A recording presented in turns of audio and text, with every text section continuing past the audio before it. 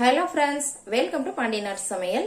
இன்னைக்கு நம்ம வீடியோல என்ன பார்க்க போறோம்னு பாத்தீங்கன்னா ஒரு ஆரோக்கியமான டீ தாங்க பார்க்க போறோம். இது நோய் எதிர்ப்பு சக்தியை அதிகப்படுத்துற டீனே சொல்லலாம். இது ரொம்ப உடம்புக்கு நல்லதுங்க. சளி, காய்ச்சல், இருமல் எல்லாம் இந்த டீயை நீங்க போட்டு குடிச்சீங்க அப்படின்னா உடனே சரியாயிடும். இப்ப இந்த டீயை எப்படி ப்ரிப்பேர் பண்ணலாங்கிறத பார்க்கலாம். இப்ப கேஸ்ல நான் ஒரு பாத்திரம் வச்சிருக்கிறேங்க.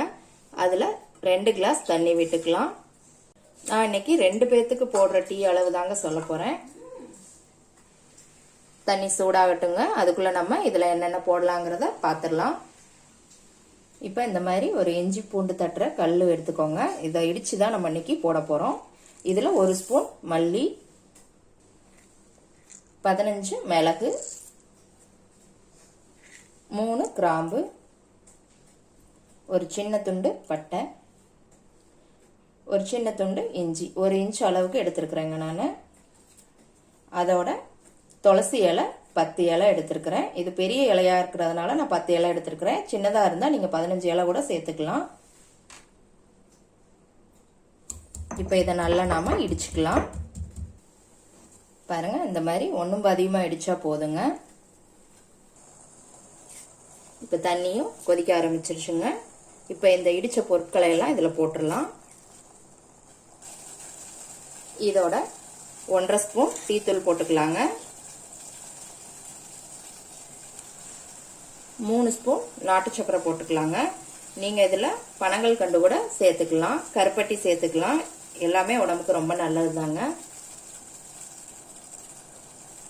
இப்ப எல்லாமே போட்டாச்சுங்க. இது நல்லா கொதிக்கணும். 2 டம்ளர் தண்ணி ஊத்திருக்கோம். 1 டம்ளர் ஆகுற வரைக்கும் நல்லா வத்துற அளவுக்கு கொதிக்கணுங்க.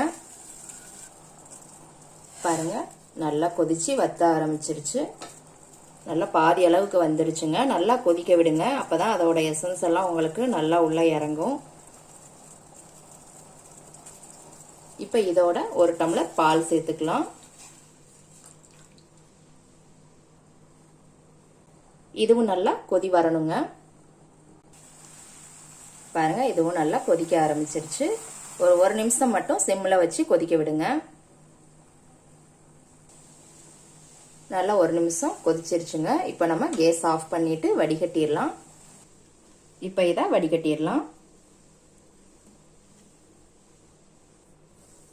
பாருங்க, ஒரு ஆரோக்கியமான டீ ரெடி ஆயிருச்சுங்க. கண்டிப்பா இதை ட்ரை பண்ணுங்க.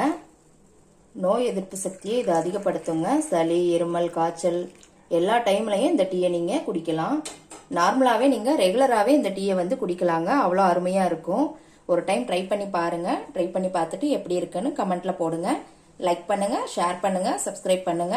கூடவே பெல் ஐக்கான் பட்டனையும் அமுக்குங்க. மறுபடியும் வேற ஒரு ரெசிபியோட சந்திக்கலாம் ஃப்ரெண்ட்ஸ். அன்போடு சமைத்து ஆனந்தமாய் உண்டு இன்பமாய் வாழுங்கள். வாழ்க வளமுடன்.